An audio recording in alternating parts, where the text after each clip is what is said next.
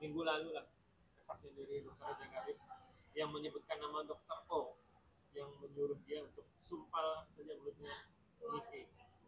Ini gimana menurut abang sebelum praktis hukum, semakin tarik marut semakin wah gitu lah. Ya, memang ini menarik nih kasus ini karena memang disiarkan oleh banyak media ya, bagaimana sidang terbuka untuk umum. Jadi masyarakat dapat menilai, masyarakat dapat berkomentar tentunya ya.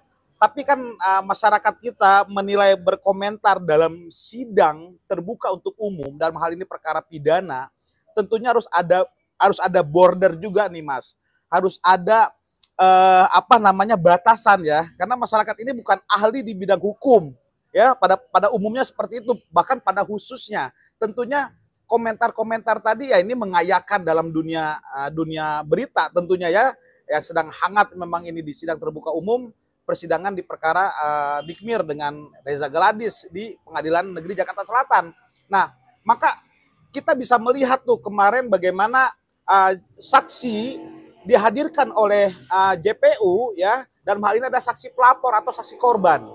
Itu dokter R gitu ya, RG Reza Gladys. Bagaimana dia menyampaikan beberapa keterangan yang secara saya pribadi mencoba menganalisis sedikit saja adanya perbedaan antara di dalam dakwaan jaksa dengan juga keterangan saksi korban saat dihadirkan dalam pembacaan keterangan saksi gitu loh. Nah, ini bagi saya secara pribadi melihat seharusnya ini nggak boleh terjadi, Mas. Ya, pengembangan kata, pengembangan kalimat itu mungkin bisa saja, ya, karena kita menjelaskan secara verbal. Tetapi kan dalam dakwaan itu tertulis, oke kan? Ya, terkadang kita menjelaskan di dalam dakwaan itu memang ada perbedaan, ya, karena pengembangan kalimat kata itu nggak bisa kita pakemin semua manusia itu sama, nggak bisa. Nah, tetapi ada poin yang saya sampaikan di sini dalam sidang terbuka untuk umum kemarin itu jelas sekali di media banyak sekali ya, bagaimana dokter RG itu menyampaikan keterangan-keterangan justru agak sedikit berbeda dengan dakwaan. Nah, ini seharusnya kalau kita melihat di sisi jaksa ini tidak boleh, harusnya diantisipasi ini. Kenapa? Jangan sampai saksi melebar, bahkan bukan lagi berkembang kalimat kata-kata yang tepat, ya, tetapi bahkan melebar. Nah, melebar ini sebenarnya tidak sangat cukup baik kalau menurut pandangan saya secara hukum dalam kategori si saksi korban, gitu loh. Karena kan seharusnya saksi korban ya dan atau saksi-saksi JPU yang dihadirkan itu saksi-saksi yang menguatkan dakwaan. Karena pidana ini menggali material. Apakah seseorang ini betul melakukan perbuatan, apakah perbuatan tadi perbuatan pidana, atau perbuatan dilakukan oleh terdakwa, tapi dia bukan perbuatan pidana. Ini dalam hukum seperti ini, teori hukum pidananya. Makanya hati-hati kalau menurut saya terkait keterangan saksi korban. Karena terlihat agak terpancing gitu ya. Agak riuh suasananya karena kan terbuka untuk umum dan masing-masing, mohon maaf kalau saya lihat ada dua kubu banget gitu ya, kelihatan pendukung RG gitu ya dan pendukungnya NM ini bagi kita luar biasa gitu loh, seperti itu. Nah, tapi menurut abang kalau yang dari dokter RG berbeda dengan kesaksian dari dokter O yang sekarang hari ini di persidangan, ini gimana nih bang? Hakim lihat. Ya, jadi gini, ternyata tadi di media juga ramai kan karena semuanya live kan ya, media kan live, otomatis kalau live kita ada di media sosial ini kita dapat update-nya. Ternyata ada pertanyaan dari pihak jaksa menyampaikan apakah Anda saudara saksi O ya, dokter Oki, langsung kita udah tahu karena sudah umum itu mengatur, menyuruh gitu ya, atau memberikan pendapat, sudah kamu kasih sejumlah sesuatu kepada NM deh supaya kamu tidak ya sebagainya lah seperti itu. Tetapi pertanyaan jaksa tadi apakah pertanyaan sesuai dengan penguatan dalam dakwaannya atau itu pancingan saja? Nah, ternyata dokter O itu menjawab di dalam bukti BAP yang saya sampaikan di dalam penyidik waktu itu ya, dan BAP itu masuk di tahap 2, otomatis pengembangan dakwaan dari jaksa, itu kan bahwasannya dengan bukti percakapan, dan sudah beredar secara luas di media kan, percakapan Dr. Oki dengan Dr. Reza Gladys, kan gitu. Tidak ada kalimat Dr. O menyampaikan beri sesuatu tadi gitu loh, kepada NM. Tapi udah deh ngobrol aja langsung biar selesai.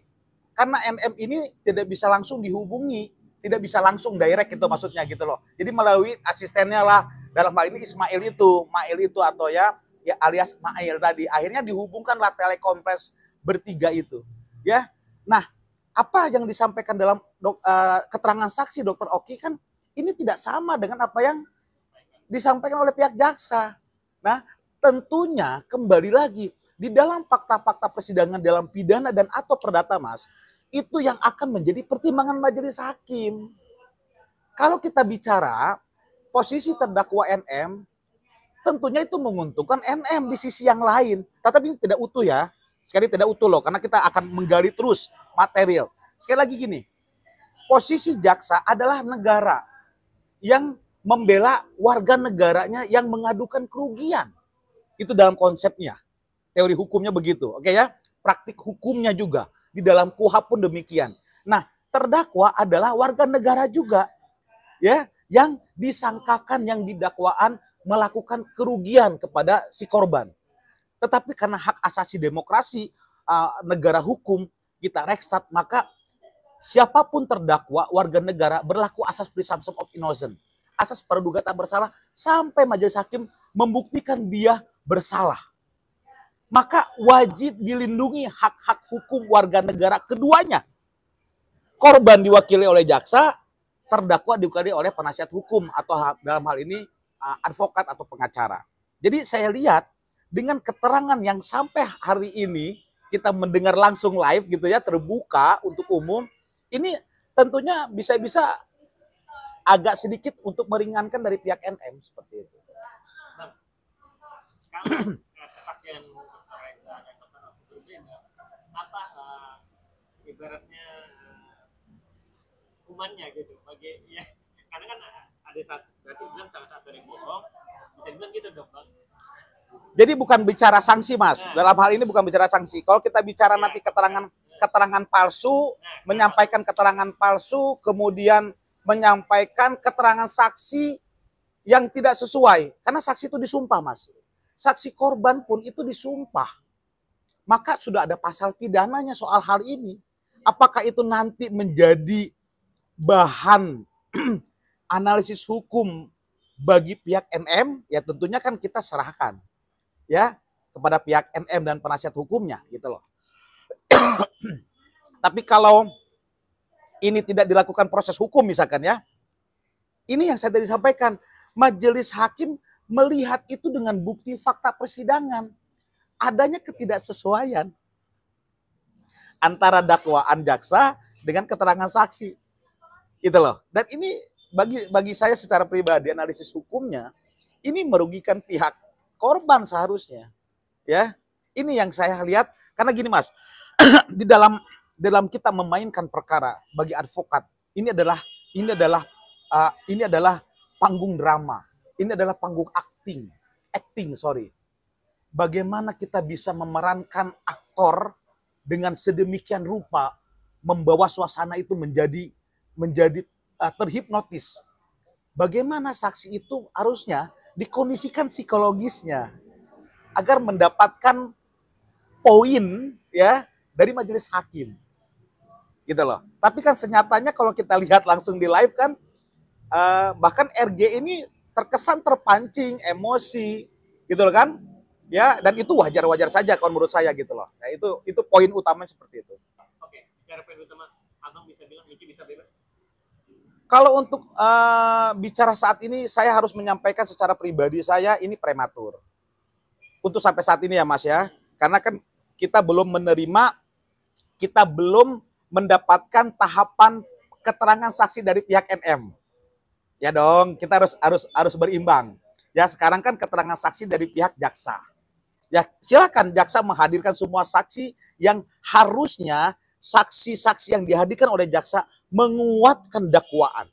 Sampai saat ini saya melihat ada sedikit dalam live itu yang justru tidak menguatkan keterangan saksi tadi, keterangan dalam dakwaan jaksa tidak menguatkan gitu loh. Ya. Nah, kita tunggu dong harusnya ya, kita harus proporsional ya, kita harus profesional melihat ini semua dengan bijak, bahwasannya ini pelajaran bagi masyarakat umum Indonesia bagaimana jalannya persidangan gitu loh, yang bisa dinikmati dan ditonton, dikomentarin dengan satu kubu dan kubu yang lain kan gitu ya.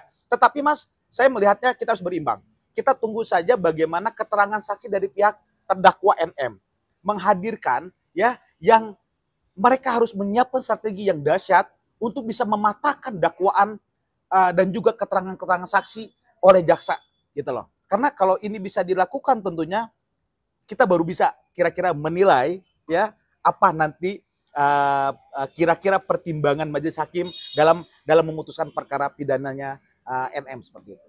Pasal apa yang Abang bisa bilang kalau itu bisa bebas? Saya sih melihat gini, karena predicate crime yang ditetapkan oleh penyidik dan langsung oleh jaksa mengenai pasal dugaannya pemerasan itu kan dijungtokan dengan undang-undang TPPU.